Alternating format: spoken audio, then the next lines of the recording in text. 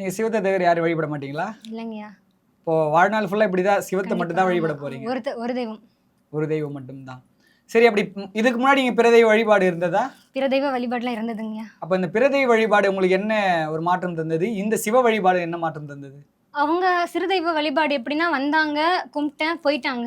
ஆனா, இப்ப சிவபெருமான கும்பிடும்போது அவர் எப்படின்னா என் கூடவே இருக்கிற மாரி, போற இடம்லாம் எனக்கு உணர்த்துற மாரி, ஏதாவது கஷ்டம், இன்பம், துன்பம்னா அத என்னோட வந்து சரிச்சு விட்டு நல்லா அ மென்மேலும் வளப்படுத்துற மாரி இருக்கு. சரிங்க சிவா, நீங்க ஒரு ஆலயம் போறீங்கன்னா, அந்த ஆலயத்துல உங்களுடைய செயல்பாடுகள்லாம் என்னவா இருக்கும்? நீங்க உள்ள போனதுலேருந்து வெளிய வர வரைக்கும் உங்களுக்கு என்ன செயல்பாடுகள் இருக்கும் உங்களுடைய அதாவது மனசுல? அடியனுக்கு ஆலவாய் ரொம்ப பிடிக்கும்னால, அம்மா, அப்பாவுக்கு ஆலவாயில அங்க பண்ணியிருக்கு. அன்னதானம் பண்ணியிருக்கு.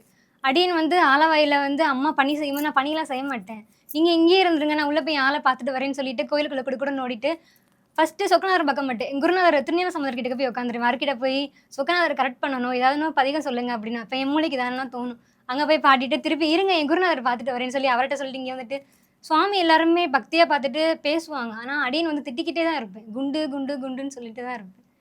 அப்படி சொல்லிட்டு அங்கங்க சுத்திக்கிட்டே இருப்பேன். பிக்ஸாடன் நட பார்ப்பேன். அங்கங்க சுத்துவேன். அப்புறம் மீனு லாஸ்ட்டா தான் பார்ப்பேன். நெறைய சுவாமி அங்க இருக்கிறனால அவங்க கூட பேசிட்டு தான் வருவேன். மீனுன்றவங்க யார் சிவா? மீனாட்சி அம்மன். மீனாட்சி அம்மனை நீங்க ஷார்ட்டா மீனுன்னு வச்சிருக்கீங்க. மீனு ஆலவாய்க்கு குண்டுன்னு வச்சிருக்கீங்க.